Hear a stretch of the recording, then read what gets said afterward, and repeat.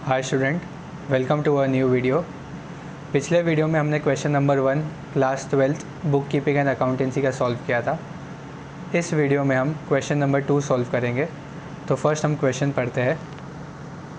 From the following trial balance of Messrs Mitesh and Mangesh you are required to prepare trading profit and loss account for the year ended 31 March 2019।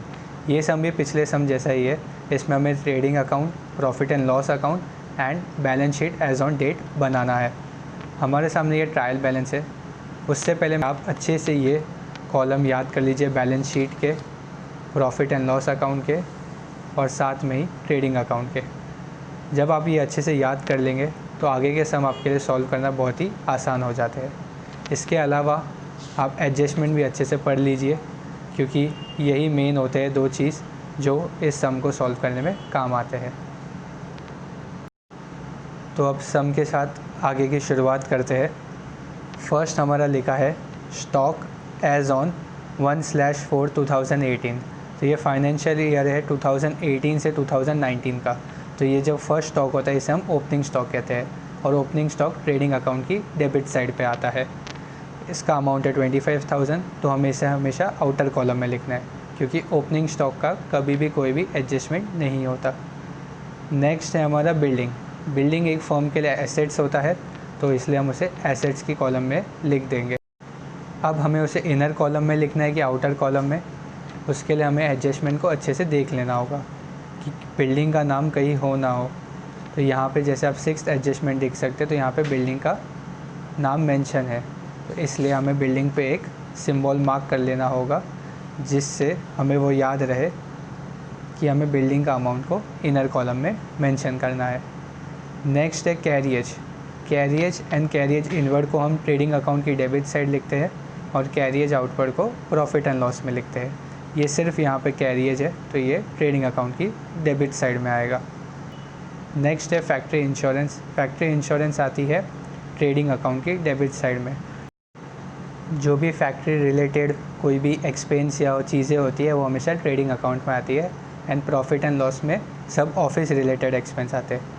जैसे ये trading account का column है, आप देख सकते हैं यहाँ पे इन्होंने मेंशन किया हुआ है टू फैक्ट्री इंश्योरेंस, रेंट या लाइटिंग। तो फैक्ट्री वाली सारी चीज़ें आती है ट्रेडिंग अकाउंट की डेबिट साइड में। नेक्स्ट हमें उसे वो देखना है कि इसका कुछ एडजस्टमेंट है फैक्ट्री इंश्योरेंस का।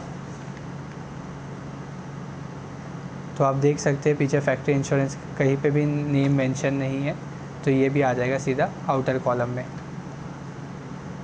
आगे है पोस्टेज। पोस्टेज आता है प्रॉफिट एंड लॉस की डेबिट साइड में।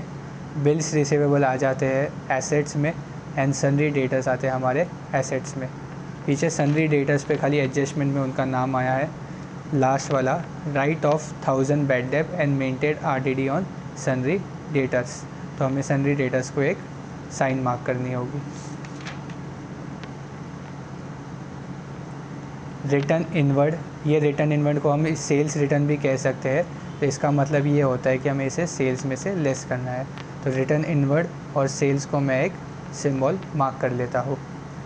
आगे है परचेजेस। परचेजेस आते हैं सबसे सेकंड में ट्रेडिंग अकाउंट की डेबिट साइड में। तो परचेज को भी हमें एक सिंबल मार्क करना होगा। क्योंकि उसके सामने हमेशा उसका रिटर्न आता है, जो कि होता है रिटर्न आउटवर्ड या परचेज रिटर्न। नेक्स्ट है ऑडिट फ़ीस। ऑडिट फ़ीस होती है प्रॉफिट एंड लॉस अकाउंट की डेबिट साइड में, और उस पर एक एडजस्टमेंट है आउटस्टैंडिंग एक्सपेंस का ऑडिट फ़ीस पर, तो उसे भी हम एक सिंबल मार्क कर लेंगे। लूज टूल हमारे होते हैं एसेट्स। लूज टूल का मतलब ये होता है कि कोई भी सामान जिसे हम बेच सके और उसके बदले हमें रेवेन्यू हो, कुछ पैसे जनरेट हो, तो उसे हम लूज टूल कहते हैं। तो वो हमारे लिए एक एसेट्स होता है। नेक्स्ट है हमारा मैन्युफैक्चरिंग एक्सपेंस। जनरल एक्सपेंस की चीज़ें और ट्रेड एक्सपेंस की चीज़ें वो आती है प्रॉफिट एंड लॉस की डेबिट में, और मैन्युफैक्चरिंग की चीज़ें आती है ट्रेडिंग अकाउंट की डेबिट साइड में। आगे सबसे फर्स्ट कॉलम में है electricity charges and general expense. ये जो होते हैं हमारे ऑफिस के खर्चे, तो इसलिए हम इसे प्रॉफिट एंड लॉस की डेबिट में लिखते हैं। एक्सपोर्ट ड्यूटी भी सेम हो जाता है, प्रॉफिट एंड लॉस की डेबिट साइड में आ जाता है। कैश इन हैंड होता है एसेट्स में, बैंक बैलेंस होता है एसेट्स में। बैंक बैलेंस को हम कैश एट बैंक भी कहते हैं। कन्वेंस हो जाता है प्रॉफिट एंड लॉस की डेबिट साइड में। कन्वेंस पे कोई एडजस्टमेंट नहीं है तो इन सब का पैसे बाहर आ जाएंगे। नेक्स्ट है फर्नीचर, जिसका अमाउंट है 64,000 रुपीज़। तो फर्नीचर पे यहाँ पे एक एडजस्टमेंट मार्क है, फर्नीचर इज़ डेप्रिशिएटेड बाय 5%, तो इसलिए हम फर्नीचर पे एक सिंबल मार्क कर सकते हैं। Salaries and rent rate taxes आते हैं हमारे प्रॉफिट एंड लॉस की डेबिट साइड में। ये हमने पिछले सम में भी याद किया था। ड्राइंग्स के लिए हम एक अलग अकाउंट बनाते हैं जो होता है पार्टनर कैपिटल अकाउंट, पर इस सम में हम एक पार्टनर करंट अकाउंट बनाएंगे। अगर जब यहाँ पे करंट अकाउंट मेंशन हो तो हमें कैपिटल अकाउंट का पार्टनर कैपिटल नहीं बनाना होता है, हमें करंट अकाउंट बनाने होते हैं। इस पूरे 10 प्रॉब्लम में से इस एक ही सम में सिर्फ करंट अकाउंट बोला है, इसलिए हमें पार्टनर्स करंट अकाउंट बनाना होगा। और इसी तरह जब मेरे सारे डेबिट बैलेंस हो गए हैं, मेरी पोस्टिंग हो चुकी है, अब हमें क्रेडिट साइड का देखना होगा कि कौन सी चीज़ें कहाँ पे आएगी। जैसे आपको पता है कि क्रेडिट बैलेंस की चीज़ें सारी profit and loss trading account की इधर क्रेडिट साइड में आती है या बैलेंस शीट की लायबिलिटीज़ में आती है, और डेबिट बैलेंस उसका उल्टा हो जाता है। डेबिट बैलेंस में यानी trading account profit and loss account की डेबिट में सारी चीज़ें आती है एंड बैलेंस शीट की एसेट्स में आती है। तो सबसे फर्स्ट हमारा है sundry creditors. Sundry creditors sundry debtors का उल्टा होता है, अपोजिट होता है। तो डेटर्स आते हैं हमारे एसेट्स में और क्रेडिटर्स आते हैं हमारे लायबिलिटी में। तो इसका अमाउंट है 38,000। यहाँ पे हम मार्क नहीं कर सकते कुछ भी, क्योंकि बोर्ड्स के क्वेश्चन पेपर में मार्क करना मना होता है, तो आप भी वही एक आदत डाल दीजिए। सिर्फ हम एक छोटा सा सिंबल मार्क कर सकते हैं कि उस पर एडजस्टमेंट है कि नहीं। यहाँ पे क्रेडिटर्स का तो नाम है नहीं, तो इस पर कोई भी एडजस्टमेंट नहीं है, उसका पैसा डायरेक्टली आउटर कॉलम में आएगा। सेल्स आता है ट्रेडिंग अकाउंट के क्रेडिट साइड में, उस पर रिटर्न इनवर्ड मार्क है, इसलिए मैंने यहाँ पे ऑलरेडी मार्क कर चुका हूँ। कैपिटल यूजुअली हम पार्टनर्स कैपिटल अकाउंट बनाते हैं जिसमें हम बाय बैलेंस ब्रॉट डाउन लिखते हैं, पर इस समय हमें उसे लायबिलिटीज़ में जाके डायरेक्ट मेंशन करना होगा। आउटस्टैंडिंग सैलरी, बिल्स पेबल, ये दोनों मेरे लिए एक लायबिलिटीज़ हो जाती है, तो हम इसे लायबिलिटीज़ में लिख देंगे। रिटर्न आउटवर्ड परचेज़ में से लेस हो जाएगा। एंड करंट अकाउंट को हम ऐसा मेंशन कर सकते हैं बाय बैलेंस ब्रॉट डाउन, और इसके लिए हमने एक सेपरेट अकाउंट बनाया है पार्टनर्स करंट अकाउंट, और उसकी हम क्रेडिट साइड में उसको जाके मेंशन कर देंगे। पीछे कुछ क्रेडिट साइड में है नहीं। यहाँ तक हमने सारी पोस्टिंग की चीज़ें समझ ली है, तो अब हम आगे पोस्टिंग की तरफ बढ़ते हैं। यहाँ पे जैसे मैंने बनाया है trading account, debit, credit, particular amount particular amount. उसके बाद मैंने सेकंड मेरा अकाउंट बनाया है profit and loss account for year ended 31 March 2019। इसका भी फॉर्मेट एकदम सेम है, खाली सबसे फर्स्ट लाइन आपको याद रखनी है, इन द बुक्स ऑफ, जो भी पार्टनर्स का नाम होगा यहाँ पे हमें उन को मेंशन करना होगा। थर्ड हमारा अकाउंट है पार्टनर्स करंट अकाउंट, यहाँ पे पर्टिकुलर लिखते हैं हम, और यहाँ पे दोनों पार्टनर्स का हम नाम लिखते हैं। नेक्स्ट है पर्टिकुलर, यहाँ पे भी सेम एज अ क्रेडिट का उनका अमाउंट का और नाम लिखा है। ये स्पेस मैंने वर्किंग नोट के लिए रखी है, यहाँ पे जो भी कैलकुलेशन होंगे एडजस्टमेंट के हम यहाँ पे सॉल्व कर सकते हैं। और लास्ट हमारा है बैलेंस शीट, यहाँ पे लायबिलिटीज़, अमाउंट, एसेट्स, अमाउंट, यहाँ पे हम डेबिट क्रेडिट मेंशन नहीं करते। तो आगे हम पोस्टिंग की तरफ बढ़ते हैं। सबसे फर्स्ट है हमारा स्टॉक एज ऑन 1/4/2018। तो ये हमारा आता है ओपनिंग स्टॉक ट्रेडिंग अकाउंट की डेबिट साइड में। यहाँ पे हम मेंशन लिखेंगे टू ओपनिंग स्टॉक। इसे हम ऐसे नहीं लिखते stock as on, opening stock हमें इसे मेंशन करना होता है। फर्स्ट तारीख का होता है तो वो हमारा ओपनिंग होता है, उसे हम आउटर कॉलम में लिख देंगे 25,000। नेक्स्ट है बिल्डिंग होती है एसेट्स, और इस पे हमने एक एडजस्टमेंट मार्क किया है, तो इसे हम इनर कॉलम में लिखेंगे। बिल्डिंग को हम सबसे फर्स्ट लिखेंगे, यहाँ पे हम टू एंड बाय नहीं लिखते बैलेंस शीट में, और बिल्डिंग का अमाउंट है 48,500। हम यहाँ पे 2 स्पेस लाइन छोड़ देंगे एडजस्टमेंट के लिए। नेक्स्ट है कैरिएज, जिस पे एक एडजस्टमेंट मार्क है, 1780 इसका प्राइस है, तो हम इसे ट्रेडिंग अकाउंट की डेबिट में इनर कॉलम में मेंशन कर देंगे। टू कैरिएज 1780, इसे भी हम यहाँ पे 2 लाइन का स्पेस छोड़ देंगे। नेक्स्ट है फैक्ट्री इंश्योरेंस, वो भी आता है हमारा ट्रेडिंग अकाउंट में। फैक्ट्री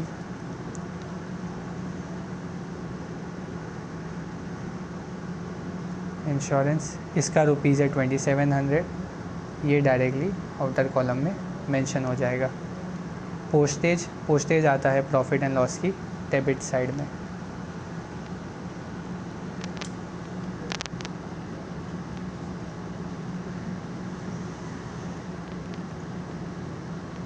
पोस्टेज का अमाउंट है 1600, तो इसे हम डायरेक्टली आउटर कॉलम में मेंशन कर देंगे, एज़ इसमें कोई भी एडजस्टमेंट मार्क नहीं था।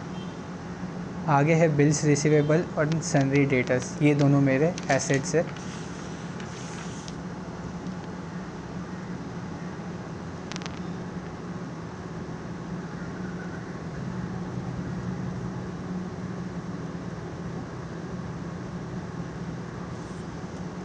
बिल्स रिसीवेबल का अमाउंट है 13,700,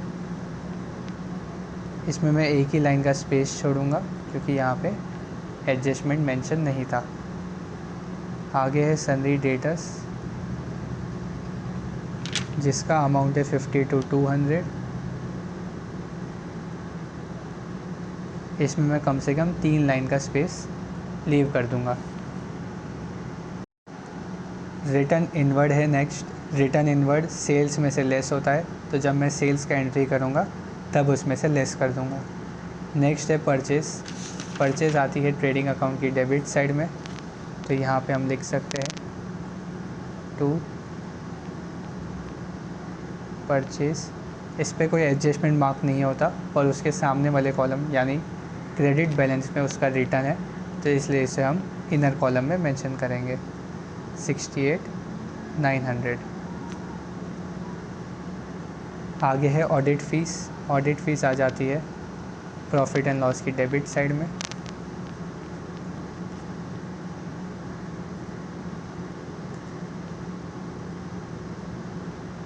इसका रुपीज़ है 1800, तो इसे हम इनर कॉलम में लिख लेंगे। नेक्स्ट है लूज टूल्स का रुपीज़ है 32,000। लूज टूल्स हमारे होते हैं एसेट्स।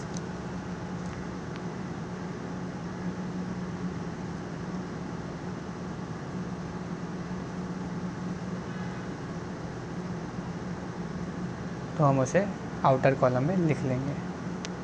मैन्युफैक्चरिंग एक्सपेंस, ये आते हैं हमारे ट्रेडिंग अकाउंट में, तो उसे हम यहाँ पर लिख देते हैं ट्रेडिंग अकाउंट की डेबिट साइड में।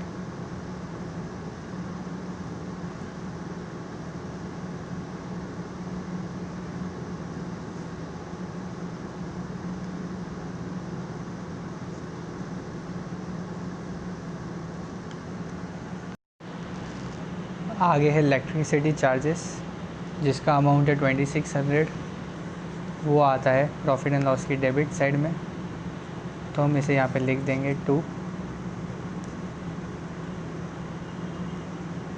इलेक्ट्रिसिटी चार्जेस, इसका अमाउंट है 2600। उसी के नीचे एक लाइन छोड़ के हम जनरल एक्सपेंस को भी लिख लेंगे, वो भी इसी अकाउंट में आते हैं।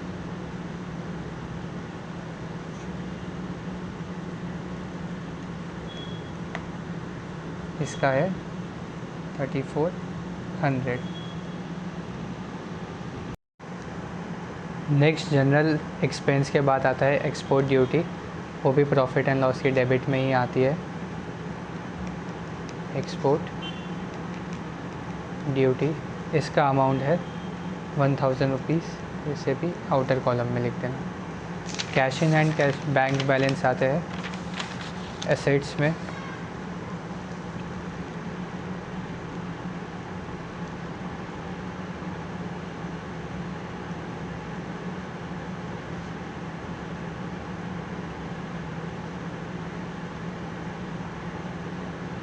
इन दोनों का अमाउंट है 75,000 एंड 29,000। वापस कन्वेंस आता है फिर से प्रॉफिट एंड लॉस की डेबिट साइड में।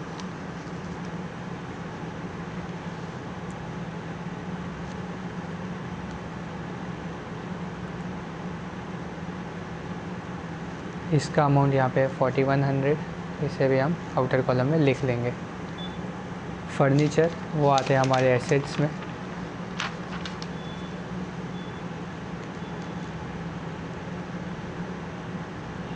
फर्नीचर का अमाउंट है 64,000, तो उसे हम लिखेंगे इनर कॉलम में। इस पे एक एडजस्टमेंट मार्क है।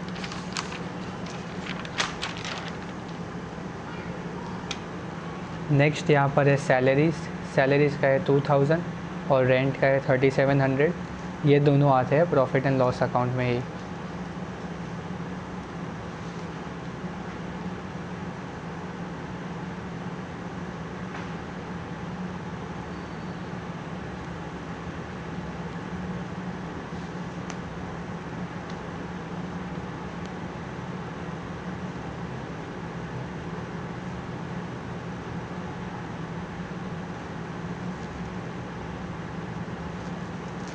लास्ट है ड्राइंग आ जाएगी पार्टनर्स करंट अकाउंट की डेबिट साइड में। इस समय हमें सिर्फ पार्टनर्स करंट बनाना है और कैपिटल को लायबिलिटीज़ में लिख लेना है। मितेश का है 1200 और मंगेश का है 2200, तो हमें उनके कॉलम में मेंशन करना है।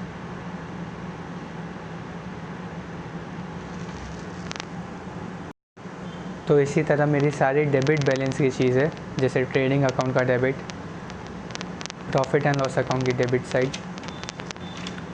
बैलेंस शीट की एसेट्स एंड पार्टनर्स करंट की डेबिट साइड पोस्ट हो चुकी है। अब हमें स्टार्ट करना होगा क्रेडिट बैलेंस की तरफ से, जो कि स्टार्ट हो रहा है सैलरी क्रेडिटर से। ये आता है बैलेंस शीट की लायबिलिटीज़ में।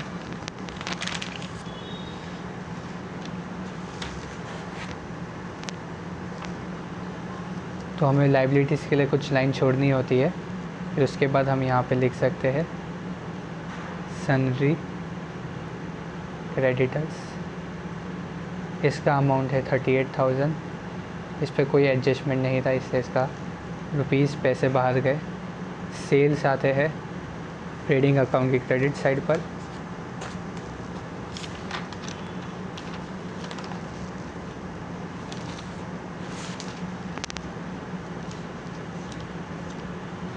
यहाँ पे हम लिख देंगे बाय सेल्स। इसका था 1,75,000। इसमें से हमें सेल्स रिटर्न को कम करना है। सेल्स रिटर्न यहाँ पे है रिटर्न इनवर्ड, जिसका अमाउंट है 1600। तो 1600 को हम कम कर देते हैं। Less return inward.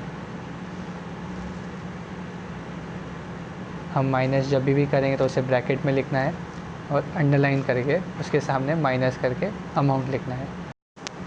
जैसे 1,75,000 में से 1600 जाएगा, तो इसका आंसर आ जाएगा 1,73,400। इसकी कोई सेकंड इफ़ेक्ट नहीं होती, बस इसमें से लेस करना होता है। आगे है कैपिटल अकाउंट और करंट अकाउंट। अगर कैपिटल अकाउंट सिर्फ होता है इस सम में, तो हमें उसे कैपिटल अकाउंट की क्रेडिट साइड में लिखना है, और इसमें करंट अकाउंट भी है, तो इसलिए हम कैपिटल को लायबिलिटीज़ में जाके मेंशन कर देंगे। कैपिटल अकाउंट, यहाँ पे हम दोनों पार्टनर्स का नाम लिखेंगे, मितेश, मंगेश। इनका अमाउंट था 1,50,000 और 50,000। हमें इन दोनों को जस्ट मेंशन कर देना है वहाँ पे। आगे है आउटस्टैंडिंग सैलरी और बिल्स पेबल। ये दोनों लायबिलिटीज़ में आते हैं।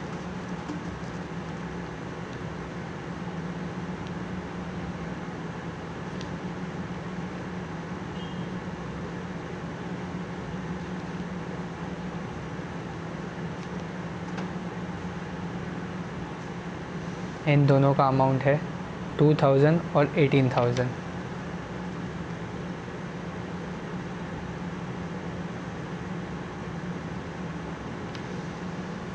रिटर्न आउटवर्ड ये 1800 है, हमें इसे परचेज़ में से लेस करना है।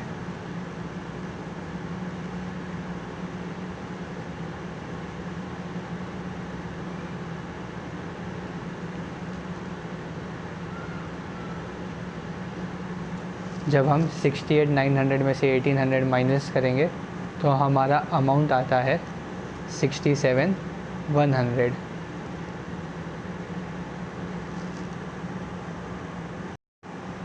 लास्ट जो है करंट अकाउंट खुद के अकाउंट में ही आएगा और उससे हमें लिखना होता है बाय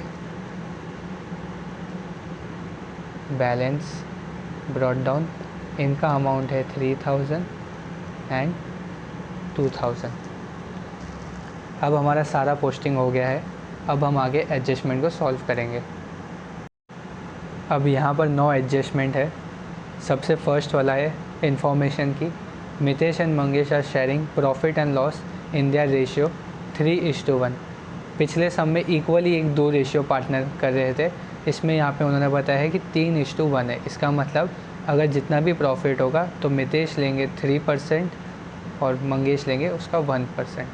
तो इसे हम जब प्रॉफिट आएगा नेट प्रॉफिट, उस पर हमें उसे डिवाइड करना होता है। सेकेंड है partners are entitled to get commission at the rate 1% each on gross profit. मतलब जब हमें ग्रॉस प्रॉफिट हमें मिलता है ट्रेडिंग अकाउंट से, तो जब भी ग्रॉस प्रॉफिट आएगा तो उसका 1% हमें उसे पार्टनर्स को कमीशन देना होगा। तो ये भी हम अभी नहीं कर सकते, तो इसलिए हम स्टार्ट करेंगे थर्ड से। The closing stock is valued at 23,700। Closing stock का एडजस्टमेंट मैंने आपको याद कराया है। क्लोजिंग स्टॉक का एडजस्टमेंट होता है ट्रेडिंग अकाउंट के credit side and balance sheet की असेट्स में। तो हम उसे लिख लेते हैं। ये ट्रेडिंग अकाउंट है, इसके क्रेडिट साइड में यहाँ पे लिखना होता है बाय क्लोजिंग स्टॉक। अमाउंट है इसका 23,700। सेकंड हमें इसको लिखना होता है बैलेंस शीट की एसेट्स में।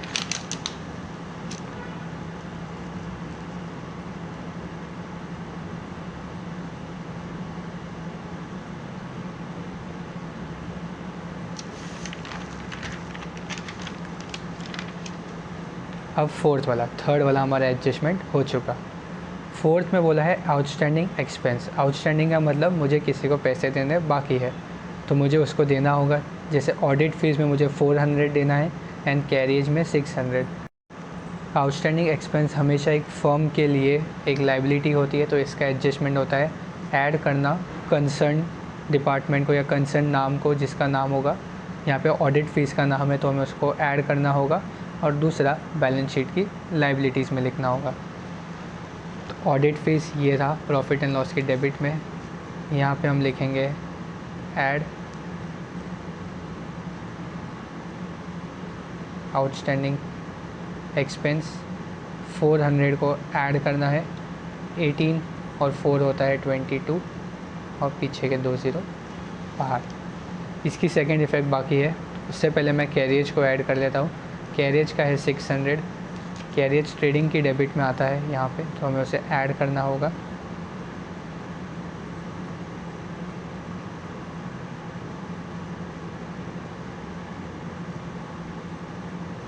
सेवेंटीन और 6 होता है 23 और 80 पीछे आ जाएगा। अब इन दोनों का सेकेंड इफेक्ट आ जाएंगी बैलेंस शीट की लाइबिलिटीज़ में।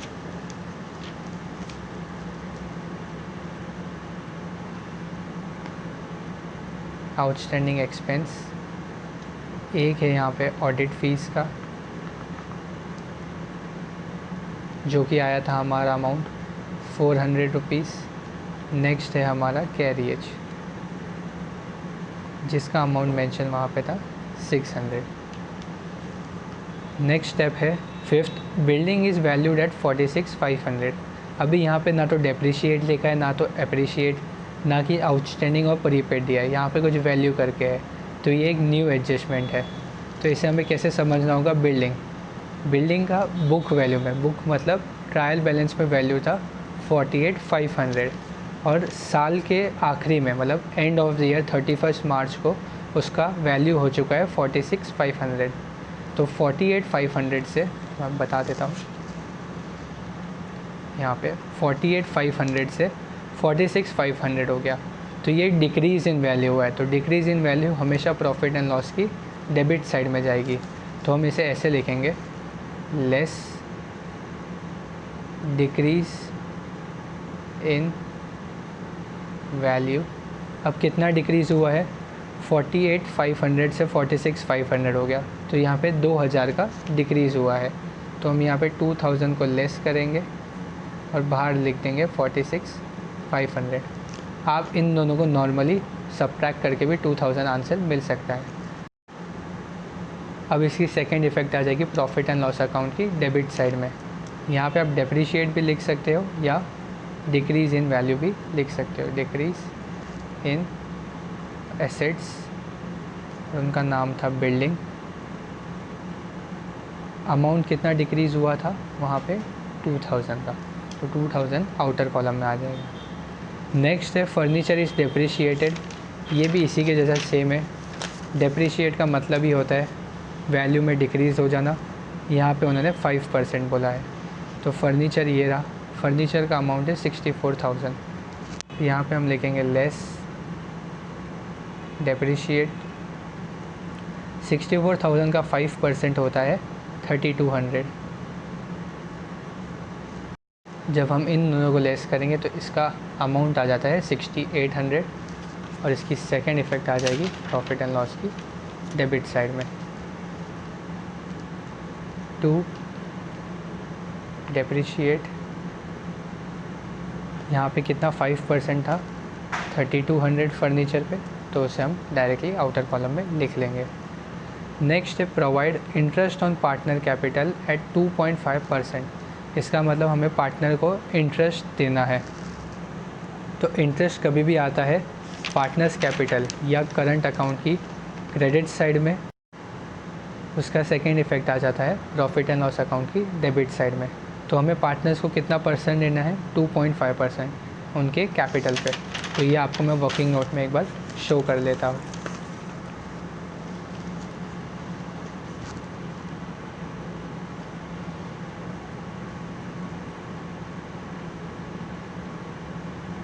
पार्टनर्स कैपिटल, फर्स्ट है मितेश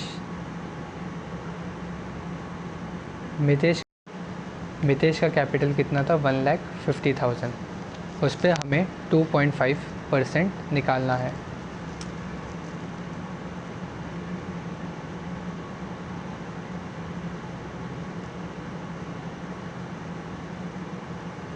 तो ऊपर 2.5 है, तो मैं एक पॉइंट हटाने के लिए यहाँ पे एक और डिनोमिनेटर में 0 लगा दूँगा, तो वो 25 हो जाएगा। अब यहाँ पे 3 0 हो गए और न्यूमरेटर से भी हमें यहाँ से 3 0 को कैंसिल करना होगा। तो यहाँ ऊपर बचा 150 और उसके सामने हमें मल्टीप्लाई करना है 25 से। ये 2.5 नहीं है, इसका पॉइंट हमने शिफ्ट कर दिया था। तो जब हम 150 को 25 से मल्टीप्लाई करते हैं तो आंसर आता है ₹3750। ये इंटरेस्ट ऑन कैपिटल मितेश को मिलेगा 3750।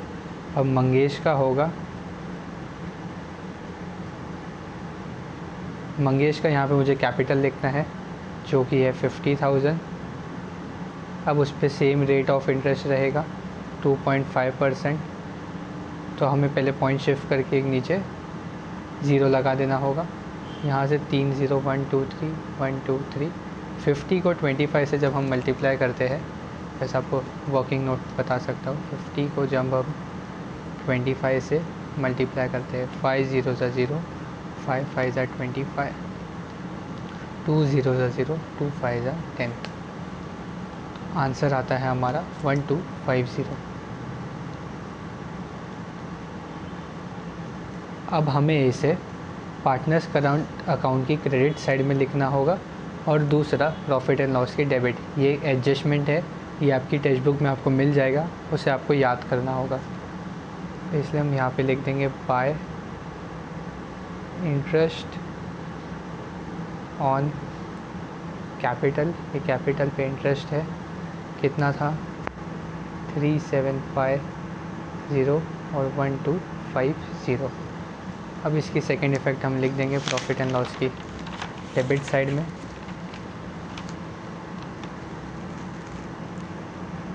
To interest on capital. यहाँ पे भी हम सेम मेंशन कर देंगे 37501250। अब इसके आगे है next, goods of 900 were taken by Mangesh for his personal use. तो पर्सनल यूज़ के लिए अगर कोई भी गुड्स लेगा तो उसका आता है ट्रेडिंग अकाउंट की क्रेडिट साइड पे, और दूसरा आता है पार्टनर्स कैपिटल की डेबिट साइड पे। अब यहाँ पे मंगेश ने लिखा है तो उसके पार्टनर्स कैपिटल की ये डेबिट साइड पे उसके कॉलम में आएगा। तो फर्स्ट हम लिखेंगे ट्रेडिंग अकाउंट की क्रेडिट साइड पे। ये ट्रेडिंग अकाउंट है, इसकी क्रेडिट साइड में हम ऐसे लिखेंगे by goods withdraw for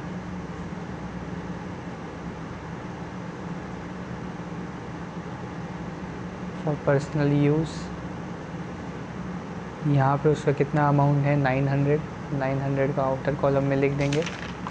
next debit में लिख देंगे, यहाँ पे वापस लिख सकते हैं 2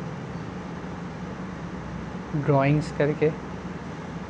मितेश ने नहीं लिया तो उसके यहाँ पे डैश हो जाएगा, मंगेश ने लिया तो यहाँ पे 900 आ जाएगा। नेक्स्ट सबसे मेन एक एडजस्टमेंट होती है, right off 1000 bed debts and maintain RDD on sundry debtors 3%। तो राइट ऑफ 1000 बेड डेब्ट्स, तो हमें ये 1000 हमारे लिए न्यू बेड डेब्ट्स है और ये न्यू आरडीडी है, तो हमें सन्ड्री डेटर में से न्यू बेड डेब्ट कर देना है 1000 रुपीज़, और उस पर आरडीडी भी हमें डिडक्ट कर देना है। तो ये सन्ड्री डेटर्स है। सबसे पहले हम यहाँ पे लिखेंगे लेस न्यू बेड डेब्ट्स, और यहाँ पे लिखेंगे लेस न्यू आरडीडी जो कि है @3%। तो सबसे पहले न्यू बेड डेब्ट्स है 1000, तो हम 1000 को लेस करेंगे। 50 to 200 में से 1000 जाएगा तो 51,200 आएगा। अब 51,200 पे मुझे निकालना है 3% आरडीडी। तो यहाँ पे लिखा है हमने 51,200, इस पर 3% आरडीडी। अब इसको मल्टीप्लाई करना है 512 को 3 से, तो 3 2 ज़ा हो गया 6, 3 1 ज़ा 3 और 3 5 ज़ा 15। तो ये मेरा आ चुका है न्यू आरडीडी। अब मैं इसको लेस कर दूंगा 1536 को। अब मुझे 51,200 में से इतने अमाउंट को लेस करना है।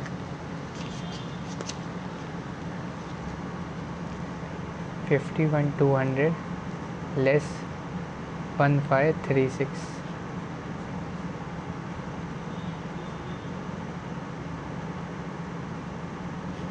टेन में से 6 जाएगा तो यहाँ 4 बचेगा, 9 में से 3 6, 11 में से 5 6, 10 में से 1 9 और 4। तो यहाँ पे इसका आंसर आ रहा है 49,664।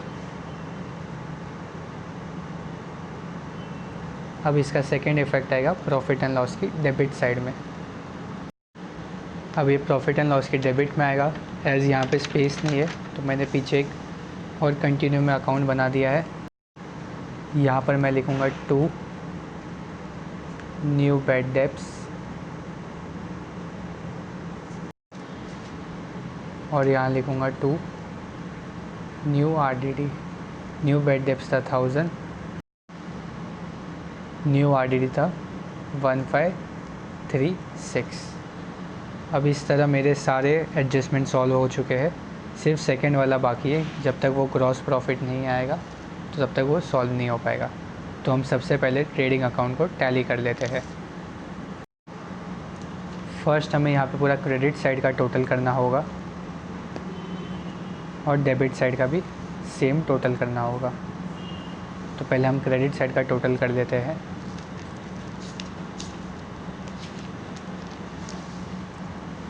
सबसे फर्स्ट था 173,400 में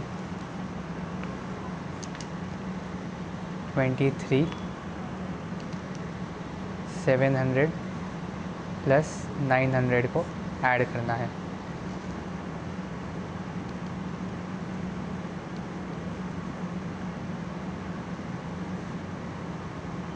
तो यहाँ का टोटल आ रहा है 1,98,000, तो हम उसे क्रेडिट साइड में लिख लेंगे।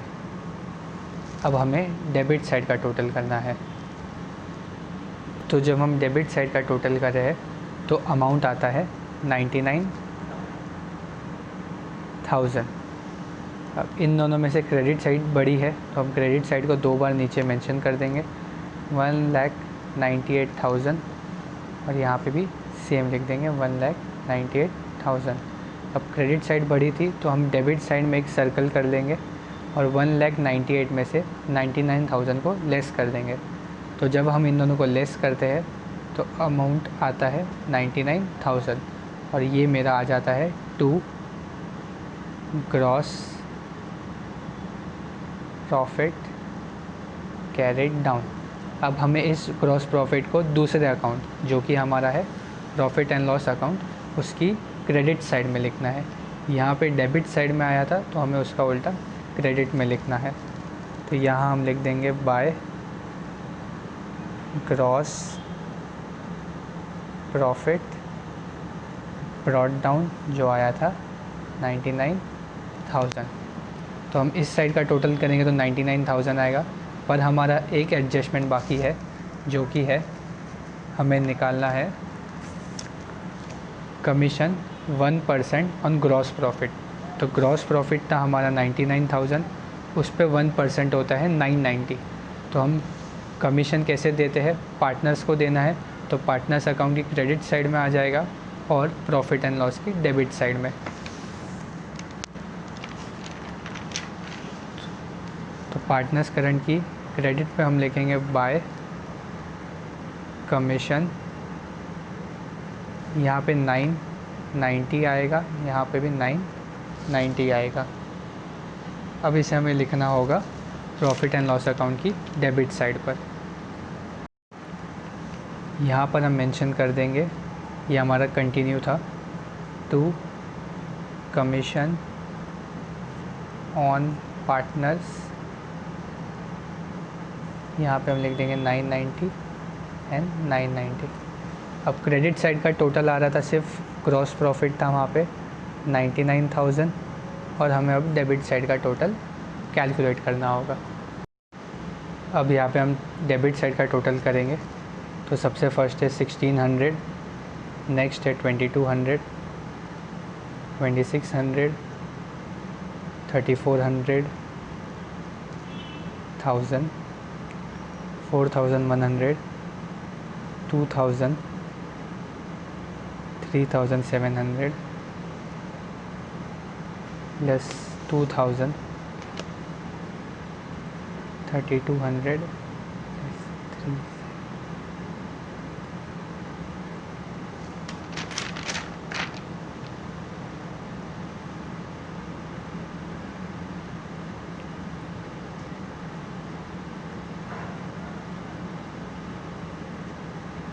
अब इस साइड का टोटल आ रहा है 3,5,316। एज 99,000 बड़ा है 3,5,316 से, तो हम यहाँ पर सर्कल कर लेंगे और इन दोनों को लेस कर देंगे। तो हमारा नेट प्रॉफिट आ रहा है 63,684। यहाँ पे हम लिख लेंगे 2 नेट प्रॉफिट। तो हम उसे पार्टनर करंट में लिख देंगे बाय नेट प्रॉफिट। अब हमें उसे डिवाइड करना है उनके रेशियो में। तो नेट प्रॉफिट आया हमारा 63,684। अब उसे मुझे देना है 2 पार्टनर को, 3:1 है, तो हमें ऐसा लिखना होता है 3/4, और उसे वापस लिखना होता है नेट प्रॉफिट को 684, ये मंगेश का था, 1/4। 3:4 का मतलब 3 और 1 होते हैं, 4 ऐड करेंगे तो अपॉन में 4 लगा देने का। तो हमें इसे अब इन दोनों को डिवाइड कर देना है। तो 4 के टेबल में हमें देखना है 6 से कम, 4 1 ज़ा 4, 2 कैरी, 4 5 ज़ा 20, 3 कैरी, 9 ज़ा 2 1, तो 15 9 21। यहाँ पे भी हम जब डिवाइड करेंगे तो आ जाएगा 15,921।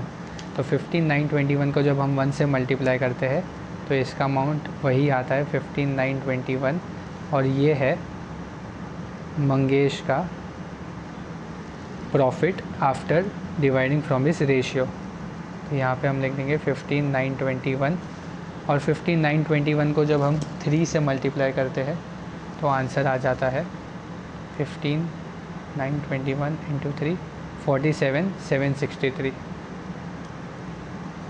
47,763। अब यहाँ पर भी हमें सेम करना है, डेबिट एंड क्रेडिट का टोटल करना है। आप देख सकते हो ऑफ कोर्स क्रेडिट ही ज़्यादा होगा, तो यहाँ पे मैं टोटल कर लेता हूँ एक बार। डेबिट का तो यहाँ का 1200 होगा, यहाँ का हो जाएगा 3100। क्रेडिट साइड का टोटल कर लेते हैं। 3000 सबसे फर्स्ट, सेकंड 3750 प्लस 990 प्लस 47763, तो यहाँ पे आ रहा है 55,503।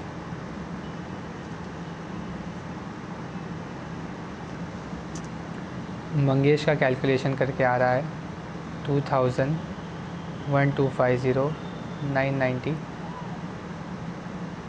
यहाँ पे आ रहा है 20,161। अब 20,000 बड़ा है 3,100 से, तो यहाँ पर एक सर्कल आ जाएगा। 55,503 बड़ी है 1200 से, तो यहाँ पर भी एक सर्कल आ जाएगा।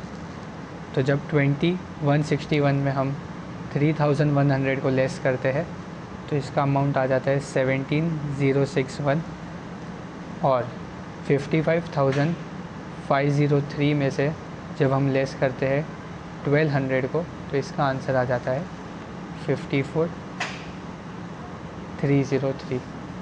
अब यहाँ पे हम क्या लिखते हैं, टू बैलेंस कैरेट डाउन, और इस अमाउंट को हम जाके लाइबिलिटीज़ में लिख देंगे। यहाँ पे हम ऐसा लिख सकते हैं, करंट अकाउंट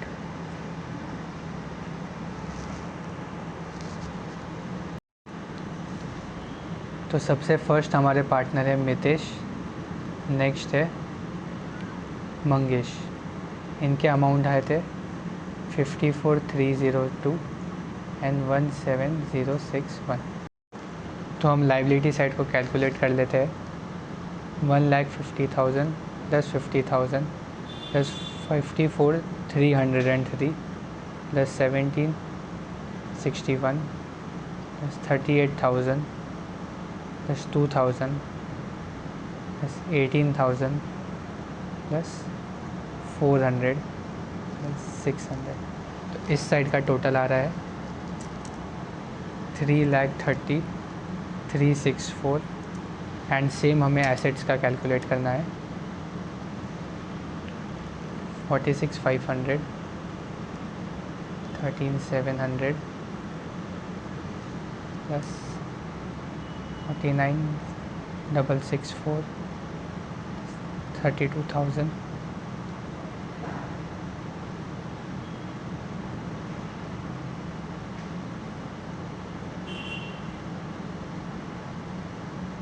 तो इस साइड का टोटल भी मैच हो रहा है 3,30,364।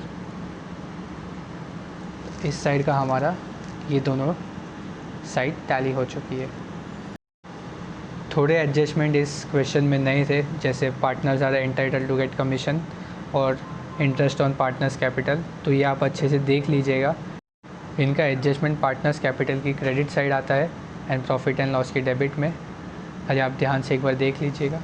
ये डाइजेस्ट का सॉल्यूशन भी है, आप इसे भी रेफ़र कर सकते हैं। इनका ग्रॉस प्रॉफिट आया था 99,000 जो हमारा था, जो हमने डिवाइड किया। देन यहाँ पर नेट प्रॉफिट था 63,684 जो डिवाइड होके बाद में आ चुका था बैलेंस 54,303 7061। उसके बाद बैलेंस शीट का जब टैली करने के बाद आया आंसर तो वो था 3,30,364 3,30,364। तो इसी तरह ये हमारा क्वेश्चन नंबर 2 पूरी तरीके से सॉल्व हो चुका है। नेक्स्ट पार्ट में हम क्वेश्चन नंबर 3 के साथ सम की शुरुआत करेंगे। Thank you.